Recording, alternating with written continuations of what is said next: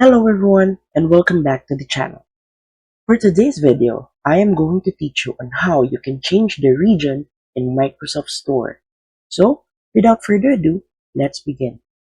First, changing the region inside the Microsoft Store app is not possible. So, to do so, we're actually going to change our system settings which will directly affect our Microsoft Store app. So, let's first close this application. And then we're gonna go to our start menu. We're gonna search for date and time settings right here. Click on that.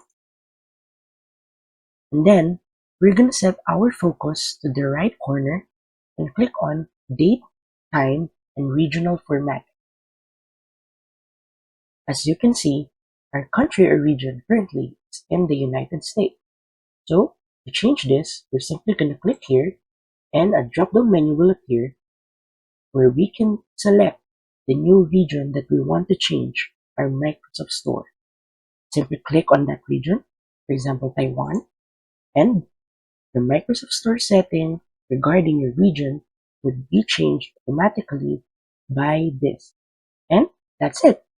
So, if you find this video helpful, please don't forget to click like, share, and subscribe to the channel for more helpful video tutorials. See you in the next video. Bye!